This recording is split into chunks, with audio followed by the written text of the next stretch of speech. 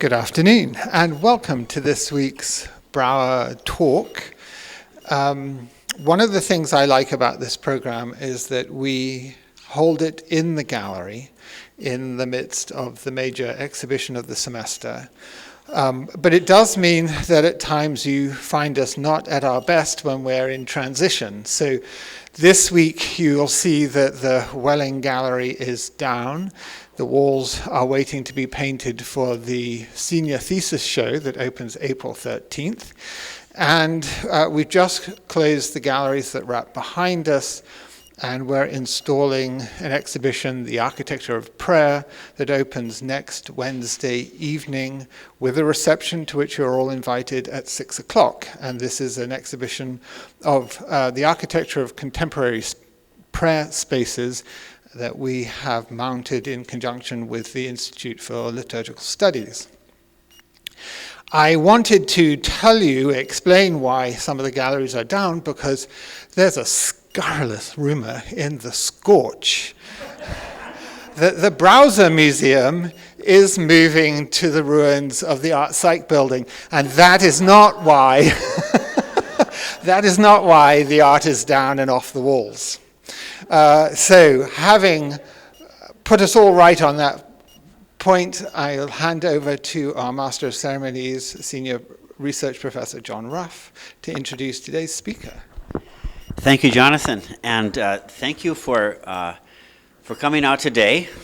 It's another beautiful day in the Valley of Paradise. Sunny skies, temperature around 75, low humidity, gentle winds off the lake. It's a wonder any of you would come off the golf course on such a day, or take a break from planting your gardens. But I get it. You knew this was a gallery talk not to be missed. Who cares how nice a day it is? I get it. Our presenter today is Jennifer Prough, Dean of Christ College and Professor of Humanities and East Asian Studies. Jennifer Prough, an alumnus of Valparaiso University and Christ College, earned her PhD in anthropology from Duke University. She's a cultural anthropologist with field research experience in Japan. Her teaching and research interests include the anthropology of media, anthropology of tourism, Japanese studies, gender studies, and globalization. At the heart of her research and teaching interests are issues of representation and the ways that cultural meanings are produced and managed, experienced, and interpreted through mass culture. And we're talking about mass culture, right? Jenny, where are you? Don't get up yet. But mass culture, right? Her first book, Straight from the Heart, Gender, Intimacy, and the Cultural Production of Shoujo Manga, examines the production of girls' comics in Japan through ethnographic analysis. Her most recent book, Kyoto Revisited, Heritage Tourism in Contemporary Kyoto, analyzes ways that tradition, history, and culture are produced, packaged, promoted, and consumed in the Kyoto tourist industry. The Brauer has an incredible collection of Japanese woodcut prints. Yet another little-known fact about the best-kept secret in Northwest Indiana. I'm referring to the Brauer. We could have searched far and wide for an expert who could help us appreciate a selection of this fascinating genre of art, and found no one more qualified than Jenny Prough. She is a terrific teacher, scholar, colleague, and I'm lucky to believe we are friends. Everyone, please give a warm round of applause to our speaker today, Dean Jennifer Prough.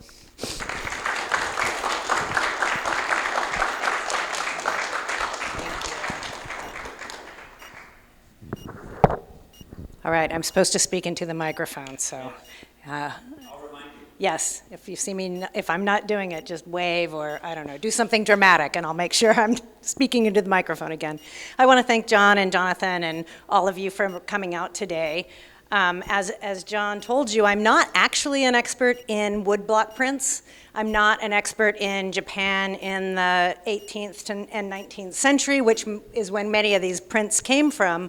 But I have spent the bulk of my time doing, my research time, doing work on what I would call Japanese visual culture. How is mass culture work? How does popular culture work? How do we represent things in Japan? And I come to these prints from this angle. So I actually really love the Brauer's collection of woodblock prints. It's really an unusual collection. Were any of you at the exhibit that, I don't know when it was, 5 or 6 years ago, 2018? Did any of you see the woodblock print exhibit here? A few of you? Yeah, it's a really, really great exhibit. And these are all pulled, just a few of the images, woodblock prints from that exhibit. And the prints in the Brauer are really, really unique because they're exemplary of, I think, the full scope of the medium, woodblock prints, which is so much more than the kind of famous prints we're used to seeing in world-renowned museums.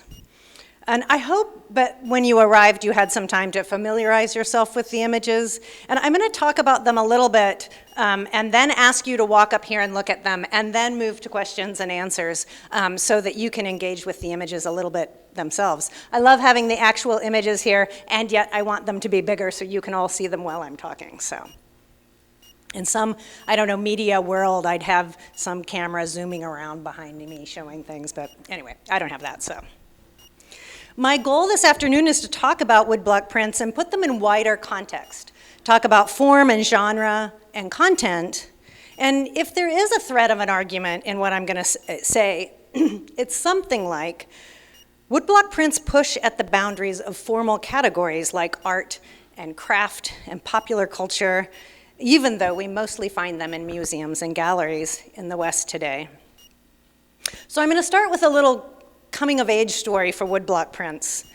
Text prints, printed block text, appeared in Japan as early as the 8th century, and it was usually for writing, so there's a lot of characters in Japan, and you could make blocks for them, like block printing in the US.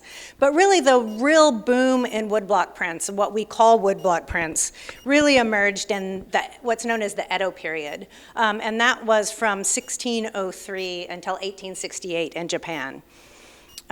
It's called the Edo period. That was the capital at the time. It's current Tokyo. And in the Edo period, woodblock prints were mass-produced. They were at least multiply produced. It's always hard to trace sort of exact origins, which was the very first one. We know that there were early woodblock prints that would be a printed outline, and then they were painted inside by hand. And we also know there's a very early woodblock print book version of a famous tale called the Tale of Ise. So they weren't all prints as though a picture you might put on your wall. Pretty quickly, and by the 1700s, woodblock prints became widely popular in the urban center in Japan. One of the things that Edo period is most known for is a thriving urban culture, starting at Edo in Tokyo and then emerging in other cities as well. So woodblock prints really were bought and sold by commoners, by everyday people. The lowest ranks in the social hierarchy in the Edo period were the merchants. They're the lowest rank because they don't make anything, they just exchange things. But they were actually gaining a lot of wealth, which it turns out you can do when you are just exchanging things. And they increasingly bought these prints, and they loved these vivid prints. So many of the woodblock prints from this traditional time are from Edo, and they're of scenes that common people in Edo loved. So they're from kabuki, they're from myths, they're from tales, genres we might think of like we might call today horror or erotica or humor or fantasy. So they really were just sort of everyday prints that someone would buy to sort of have fun with in Edo period Japan. They were also prints often of famous places. So Japan has a long history of pilgrimage or tourism, and there were a lot of places, especially by the Edo period. You had the Tokaido, which was a road that went from Kyoto to Tokyo, and it was this main road, and there were lots of views from it, and tourists would go to sacred shrines, and places became famous, called meisho. Now we call them tourist spots, but they were called meisho, famous places, all the places that you should go. So there's a lot of woodblock prints that are images of famous places as well, these sort of places people would want to go. Ukiyo-e is the name of woodblock prints. If you're familiar with woodblock prints, you've probably heard that. And all the prints that were made in the Edo period typically are ukiyo-e. And we use woodblock print when we're talking about later prints typically. Ukiyo referred to, A means picture. Ukiyo referred to the floating world.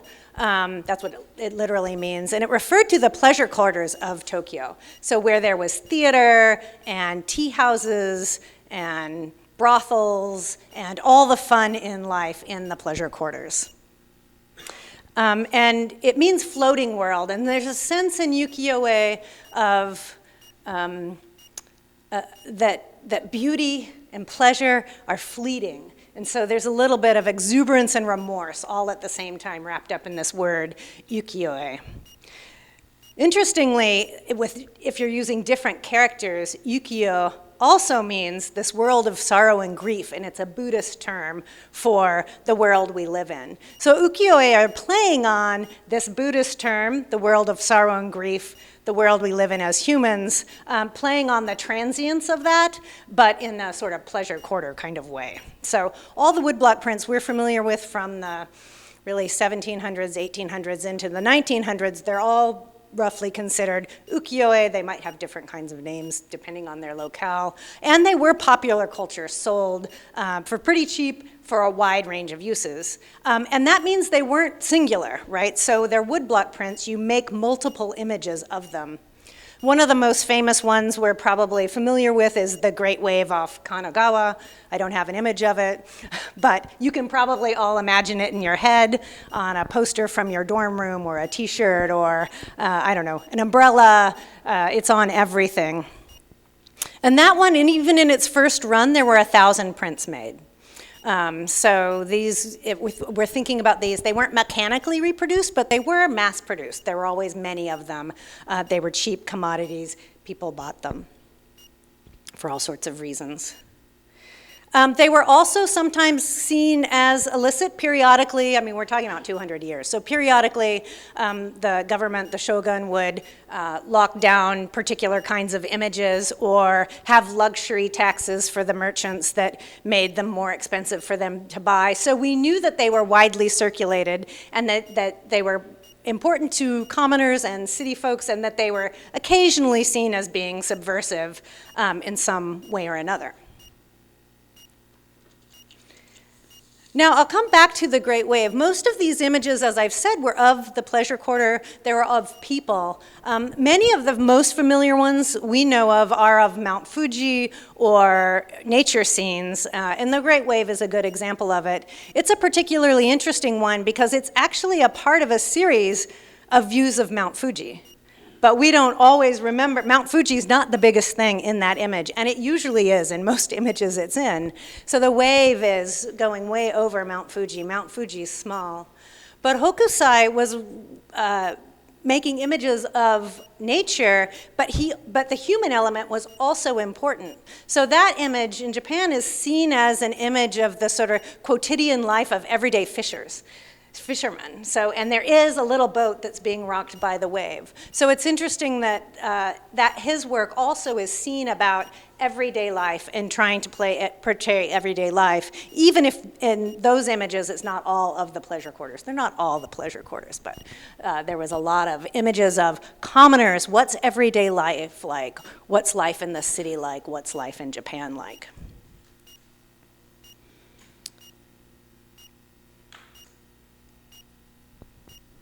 So we can see already if you've seen any or if you've seen these or when you come up to see these, they use a lot of color. So woodblock prints are really known for working in beautiful color. At first, they were mostly black and white. As I said, sometimes they were hand-painted, and then very quickly, they started competing with the number of colors they could use. And eventually, each color has its own woodblock. So you can imagine the artistry it takes to do this. You have a woodblock for the black outlines, and then every other color you want to add is a separate carved block that each has its own color. So there's a great artistry to this. And it's also done by 3 artists, typically, at least in the later period, someone who designs it, draws it, and then someone who carves it, and then someone who does the printing. And of course, they all had apprentices as well, so who actually did it is a little less clear. They were big sort of schools of artists. Ukiyo-e are most commonly known as recognizable for their emphasis on pure line, strict lines, bright color, and their ability to be minimal. And I like this sort of formal definition because I think it doesn't fit that many woodblock prints, or at least not a lot of ukiyo-e. So many of the ones that we like and we associate with Japanese art have a kind of minimalism and a crispness, and that really is an important aesthetic, and there are lots of prints with that. But I've chosen prints that mostly don't do that because they were also playing with, they would wet the paper in some places so that it would purposely bleed, and they were playing with different forms of shadow, even though we typically think of woodblock prints as being relatively flat or not shaded. So you can see when you walk up here again, wishing I had my drone, that there's a lot of shading going on here. Or you might want to notice where are there really crisp lines and where are the lines less crisp. So I want to come back to this notion of popular culture. We have beautiful images in mats, under glass, on a museum wall, but these would have been postcards, poster pinups. There's a lot of kabuki actors, right? So they would have been images you just put up on your wall, postcards from a famous place you went, or a book about a folklore, a story you have.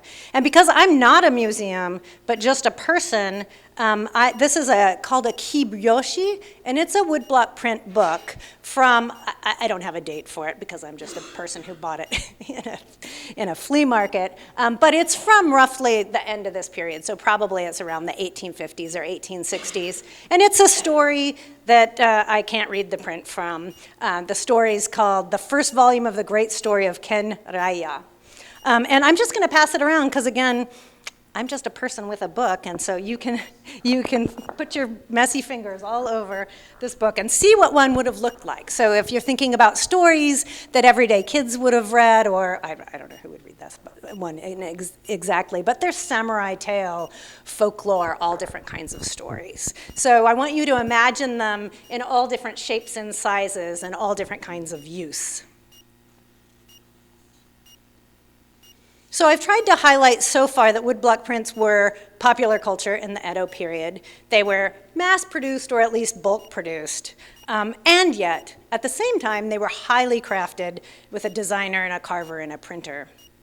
And one instance, I wish that I had asked John, the Brauer has this amazing collection of unique prints. And this cat print, which I'll talk about a little bit more later, the Brauer actually has two of those. So from the exact same sets of blocks, but in slightly different colors, which means it was a different print run. But it's really nice to see the ways that it's both same blocks, same process, same school, but slightly different image, right? So every time you make one, it's a little bit different. But I didn't ask John to pull that one, sorry. So I want to talk a little bit now about content. The prints in the Rugi collection and the examples here, I think, are surprising. They're filled with the supernatural, playful and grotesque, spiders and snakes and foxes, cats, which are not grotesque, just so you know, catfish, mythical creatures like tanuki and inari, fox spirits, specters of all kind. That's surprising in some ways, a little bit different than what we're used to thinking about, perhaps. And this exhibit, not my 6 prints I picked, but the Rugi collection, really has a wide range of all these kinds of prints. So I said already that ukiyo-e thrived in the Edo period. They were images of theater and folklore and fiction and history and creatures and myths and pleasure and the pleasure quarters. And on the wall today we have these. We have a cat, we have ghosts, spiders, catfish, foxes, tanuki, otherworldly creatures. Some of the animals are actually spirits who've possessed humans, and some are actually animals. It's very common for trickster creatures like tanuki and foxes to become beautiful women and then trick men into marrying them. There's lots of stories about this. So I'll tell you a little bit about some of what's in some of these images in terms of sort of content. So Hagaki right here, broom tree, we can see a fox, and again, I'm going to talk a little bit and then have you come up here and then do Q&A so you can sort of see what I'm talking about. So we have a woman, she seems to be doing a dance, she's got a cloth in her mouth, and there's a baby on the ground here, and there's a screen in between them. But the shadow in the screen, which is her image, looks like a fox. And so this is a famous myth where, again, a fox god became a beautiful woman and tricked a man into marrying him, and they had a baby. And then the baby sees, actually in the myth, the baby sees the mom's tail and knows that she's a fox, and then she has to go back into the woods because she's been discovered. And this is an image of that tail, but not in the exact story, but you can see the shadow of the fox. So you've got some play there, some pun there. And this image with a shadow in the screen, there's a lot of woodblock prints like that. Like there's a lot of really funny or punny woodblock prints, ukiyo-e. Like often you'll have a drunk man in a weird pose who's sort of passed out over here, and then you'll have the shoji doors, and then it looks like a vase or something. So you can see this play on or a fisherman in his boat, and then it looks like something over here. So that play with shadow on a screen is something that many woodblock prints do. So I wanted to pick this one here. This one is called The Cat Witch of Okabe. And it's one of Utagawa Kunisada's many cat pictures. There are so many cats in woodblock prints. About 5 years ago when I was in Kyoto, there was an entire exhibit at the Kyoto Museum just of woodblock prints with cats in them from 1700 to 1880. So there are so many prints of cats. And this one, The Cat Witch of Okabe, is from a set of prints called The 53 Cat Ghosts Along the Tokaido. So we have lots of series of prints. The 53 Stages Along the Tokaido is a famous set. And this is sort of playing off of that, but with cats and no image of the Tokaido. It's actually an image from a kabuki play about a cat that haunts a temple. So here you have a cat who's also a haunting creature, and the image is actually from a kabuki play based on this myth, where the witch turns into a cat and haunts the temple. So you have this lovely, mischievous cat sort of looming over everything in this image. Lots of samurai images, more often than not from this time period, were actually kabuki images. So it's not like people walked around and drew actual samurai, but they were performed, and the myths and stories of the great heroes were performed on the kabuki stage and other theater. So a lot of the images that just look like a samurai actually are images of kabuki. And I don't have a good samurai image here, and I think I don't have one of a samurai at all. I'm so sorry. But this image, which I'll talk about a little bit later, is also a kabuki image. And this references kabuki, and this references kabuki. So images of theater were very, very common in this period. And often the title of the image of a samurai will actually be the name of the actor that played them in the most recent kabuki version. So that's why it may seem flippant for me to call them sort of actor pinups, but they really were of the famous artist at the time who was playing the famous role in downtown Edo. These prints were also playful and about common life, and so they were also often social satire. And so a famous kind of that. Well, sometimes the screen ones had social satire in them, but many catfish pictures are social satire. And catfish is a reference to an earthquake. So it's believed that what causes earthquakes is the great catfish under the ground thrashing his tail around. And even on earthquake signs in Japan now, there will also often be just a little image of a catfish. They don't really think that's why earthquakes happen, but it's still so associated with earthquakes. So this is a catfish print. It's also from the area called Otsue, and Otsue was famous for its postcards. So it was one of the Tokaido stops, and they would make little postcards of famous things and contemporary events. So I'm not sure if this was originally in a postcard size as well, but they would make these little prints that you could buy along the way and take home. And this one is after an earthquake, and so you can see a catfish and then people trying to help each other around it. These were often, this one's not particularly satirical, although it is of the after effects of an earthquake. But many times they had the shogunal officials as catfish, and there were critiques of the catfish causing havoc, but the catfish were dressed up like the powers that be or the officials, right? And so sometimes it was a critique of the response on the part of the officials to the earthquake, and sometimes it was just poking fun at the officials and the havoc they made on people's lives. So catfish was often seen and is always an earthquake reference and often a social satire.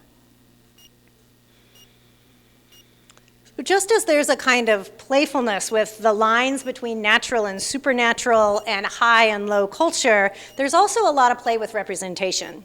So there's a Japanese aesthetic term called mitate, which can be roughly translated as illusion, and it really has dual meanings in Japan. On the one hand, it refers to the practice of referencing or borrowing from earlier art forms. And this is a really common practice in Japanese poetry and literature and print and theater. You've already heard me talk about a few examples of it.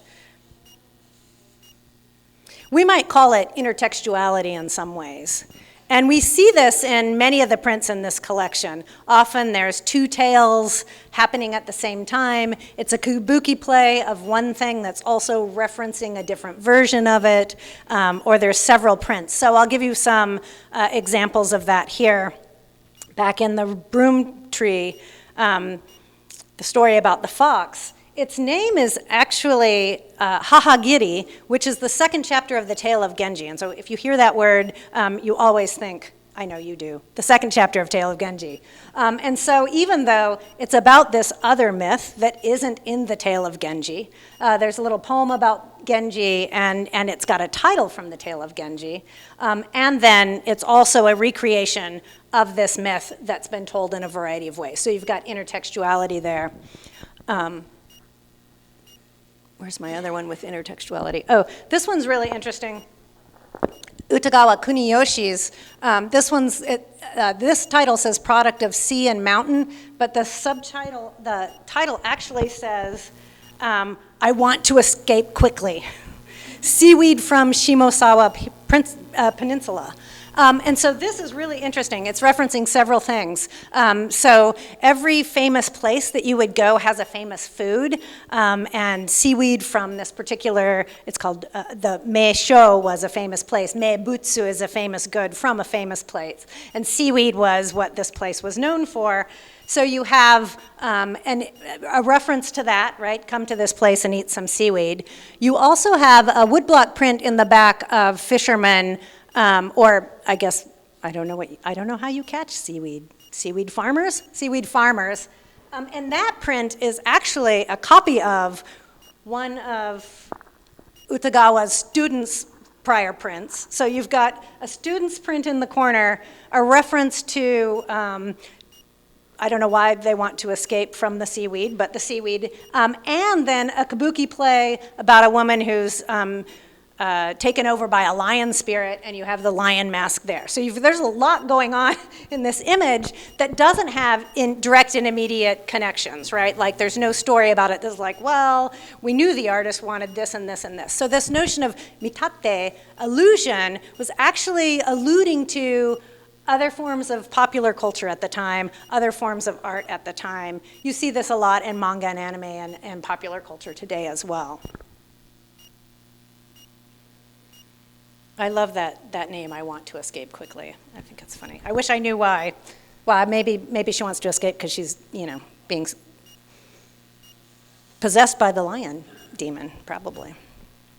So the second meaning of the word mitate, or the second form, meaning of this term illusion, really comes from an earlier period, from the Heian period, which was from the 8th to the 12th century. And in the Heian period, the usage in the Heian period, that's when the Tale of Genji was written, it really was supposed to capture the wealth of human sentiment. And so in mitate in this period is said to be to see X as Y. So to equate something with something else. And one of the examples of mitate where we talk about frequently is in Zen rock gardens. When you see the rock gardens that are raked carefully, they almost always are representing something else. You may notice it or not notice it, but often it's the sea around the 4 islands of Japan, or water and rocks, or there's other kinds of formations. So that's a version of illusion or mitate, to see something as something else. And you see this frequently in Japanese art. In the Heian period, and in what we see in this version of mitate, it's really more about, rather than seeing like we would see in our eyes, it's not an exact replica, it's more a way to evoke the emotions that thing would typically give rise to. So I like to think about this as, instead of realism, right? Seeing something exactly as we would see it, and we certainly think about that in certain genres of art. This is evoking not a realism as we would see with our eyes, but a realism that we would feel. And so I am, if you're going to let me, call it feelism. And I like to think about realism versus feelism. They're both a kind of realism, right? It's just that it's not, the eye is not the prominent form, oh, this has to look exactly like my eye would see it, as much as you want it to evoke the same emotion or the emotion that comes up.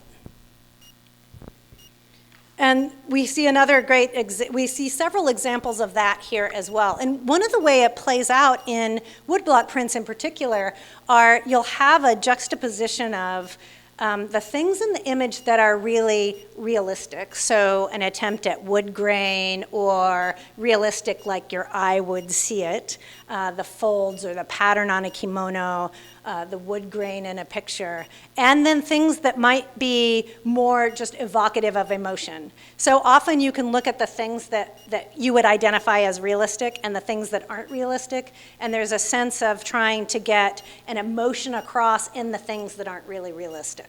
So in this case, when you come up here, you'll see the wood grain on the screen is really realistic, and her kimono is really realistic. The hair on the baby is really detailed, but there's kind of a blurring here in the emotion.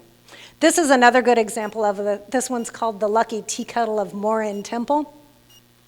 And it's a really, I think, as you would see it, realistic looking picture. It looks like a scene in a temple. There's a window and a kettle over the brazier, and there's a table, and the wallpaper's kind of falling off. But the person sitting at the table is a badger in human clothing. And this is a story of a tanuki who, surprise, surprise, took over a priest and was here in this temple. But for a playful image of a creature that took over, it's very realistically done. So thinking then, when you look at images about where it's evoking a feeling, where it looks realistic, where it's trying to get at the texture of the clothing, and thinking about the way details play in the images across even a various image is one of the ways we think about this kind of mitate in woodblock prints. So I want to sum up super quickly and then let you look at these and then ask me questions. And so I probably don't have to go back over my thesis, but I've roughly maybe argued that woodblock prints in the Edo period were popular culture. Books, pinups, postcards, and images that people wanted to have. They were playful. They featured myths and heroes and demons and yokai, beauties both human and natural. And illusion, or mitate, was an important aesthetic technique using both intertextuality and this notion of trying to get feeling across. Oh, I have one more thing I'm going to say before I let you walk around. Do I still have time, John? Okay, I do. Okay, so I wanted to talk a little bit about how we get prints now and why maybe what I've just said sounds unfamiliar. So you may or may not be inclined to ask questions like, well, if they're reproduced, are they art? Does art have to be singular? Does it have to have an aura? Can it be multiple? If lots of people, if it's cheap, is it art? Is it, we ask all these questions about what is art? And that question came into Japan in a really interesting way just after the time period of these prints in 1868 when Japan opened to the West. And at that point, there were scholars from the West working in Japan, and Japan was trying to catch up to the West. And there was a clear sense that art does not have words and literature does not have pictures. And all Japanese art and most literature prior to this time had words and pictures. So even these all have some kinds of words. Sometimes it's a poem, sometimes it's a whole story, sometimes it's the artist's signature and a title and the place, but all words and images always went together in Japan until 1868. And then they made a formal category moving from geijutsu to bijutsu, which would be geijutsu is more like craft, and bijutsu is art with a capital A. It has the word beauty in it. And that was, for a while, that could not have any text in it, right? Because art does not have text, and literature most certainly does not have pictures. And so you had this direct attempt to divide those two when they encountered Western notions of art and literature. Similarly, I would argue that Ruth Ruge herself was able to collect a lot of prints because they weren't considered art and because there were so many of them. And so even when they started to be considered art in the West, they really were just sort of popular culture in Japan. And I think probably the most famous story about them is that the Impressionists in France found them because they were just newspaper used to wrap china, teapots and like, that was sent over to France from Japan. They were just throwaway, like your old newspaper that you're going to wrap something in.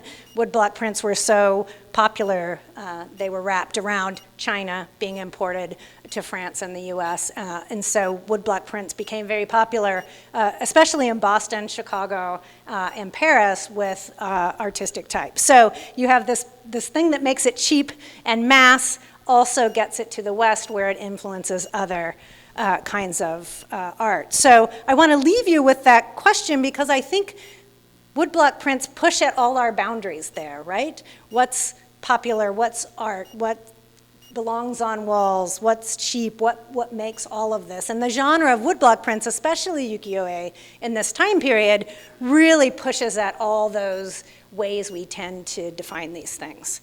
So that's actually the last thing that I was going to say. And I would love it if you're interested in taking, 5 or 10 minutes and walk around and look at these prints and see what you notice after what I've said, and then field some questions. It is probably could be considered a precursor to a cartoon. Sometimes, I can't quickly read old Japanese this well. And I didn't look at the write-up in the book about this one in particular. But often it's a character's name, if it would be someone known to the people at the time, or the type of character. So some of these are really, or what they're doing. So it's probably a little bit of a descriptor more than a conversation. And you have the catfish, and this is one of the 7 gods of good fortune, and a couple of demons, Oni, a samurai, and a geisha, and a townsperson, and a dog. But yeah, the descriptors will be sort of like who they are or what they're doing in the picture, most likely. Yeah. And you also asked me when we were milling around that I sometimes use the word image, and you would have thought they were all prints, and you're right, they're all prints. That was my sloppiness. None of them are images, as in a reproduction of it. well, but then a print is also a reproduction. So you're just learning I'm not an art historian. I'm an anthropologist. These are all actually woodblock prints, though. So, yeah. Yeah, a lot of people could. Yep. Yep. Mm-hmm. Yes. Yep. Yep. And sometimes they have, what's the short way of describing this? That is written, I'll say it this way, that one is written more vernacularly. So it would be in the script that more people would know, knowing the more advanced kanji, the Chinese characters, not as many people would know those, but there's an alphabet of 46 characters, and if you use that, everybody would know that. So there were different levels of literacy in a way. But yeah, that would have been that's not a book that like a really well-educated, wealthy person had. That's just like, kid on the street buys this hero story. Yeah, a little bit of both. I mean, they were making some money. And, I'm talking across a really wide genre because there's some books and there's some tiny prints. And this is most likely would have been more expensive than pennies. It's not like compared to some others. But if you make the blocks once, you can just keep doing print runs. All you need is someone who can print, and you've got lots of apprentices for that, and then the ink. So once you've got the blocks carved, you can keep, as long as people keep buying it, you can keep making more versions of it. And so really you just need the ink and the printing once the blocks are done. But yeah, it is hard to imagine, and here's where we reach the limits of my expertise.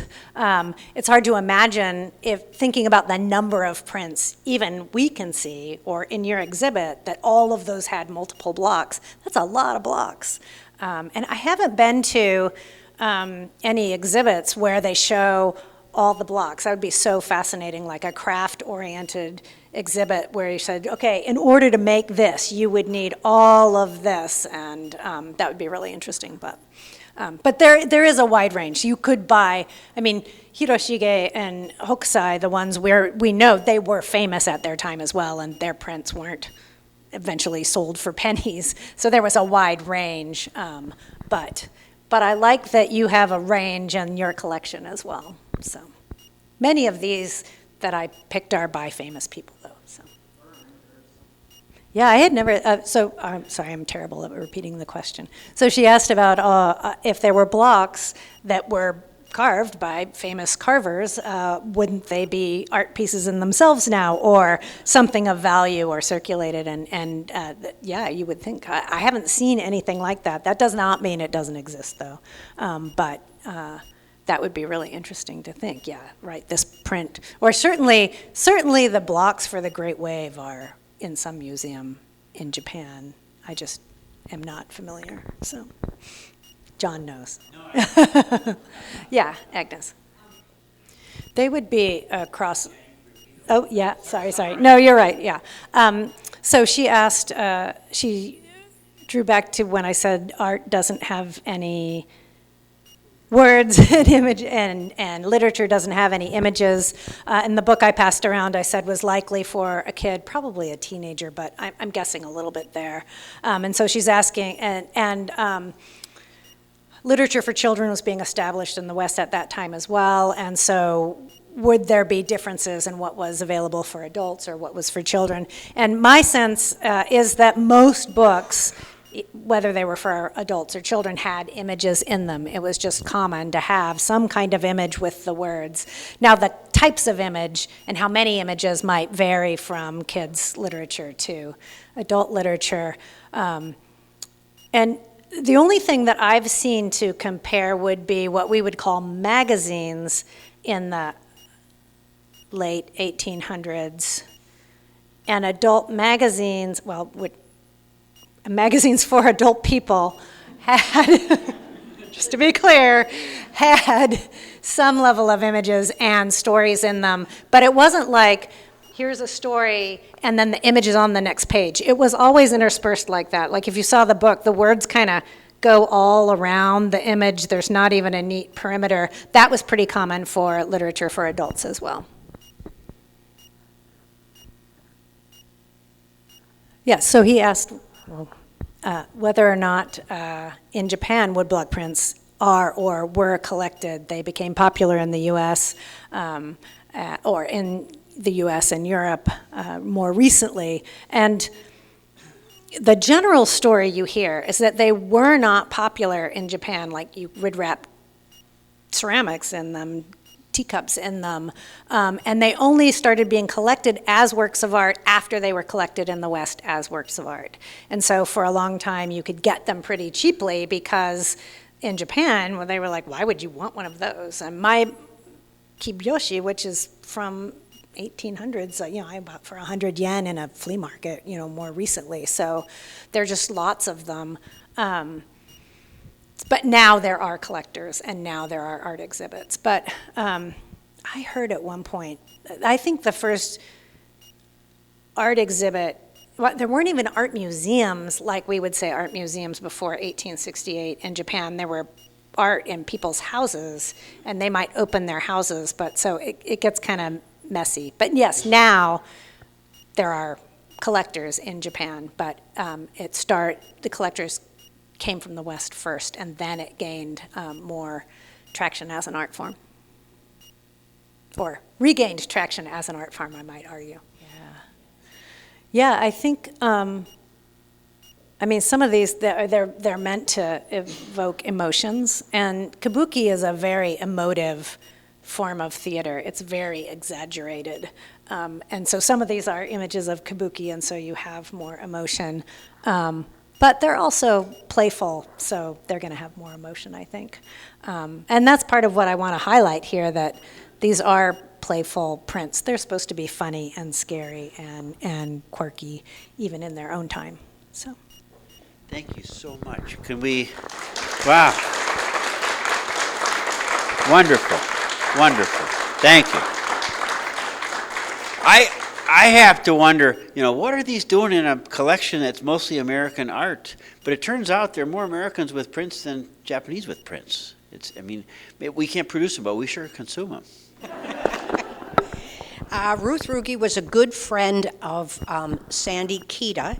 Sandy Kita is a Japanese American who is a print specialist. And the director, Greg Hertzlieb, applied for a grant to Asia Network to have an expert come look at the prints that were in our collection because we didn't know anything about them. So Sandy Kita came for 3 days and looked at our prints and was amazed we had so many, and that we had so many Watanabes. He'd never seen so many Watanabes. And he also helped us curate a show then of the prints. Plus the grant gave you $5,000, so it was a win-win. And then Sandy Kita was the person who helped Ruth Ruge in Milwaukee get her collection going. He advised her, because he lived in Chicago for quite a while, so he advised her on her purchases and things she might want to round out the collection. And she had so many of those little books that you passed around, and little things that I was surprised, why are we bringing this into the museum? But so I don't know much about it. But anyway, so with Ruth Ruge through Sandy Kita, who was here to help us understand about our Japanese works. Okay, next week we have a real treat for you. Where is Hope? There's Hope. Hope Bierman will present next week. Hope curated a exhibit of photographs by Howard Bond. It was in the room just inside the door. Very well done, and I think it was your first exhibit that you curated. And so she's going to talk about how she decided to put it together as she did. We'll have some of those Bond images out to look at, and I hope you all come back, and I hope you bring all your friends.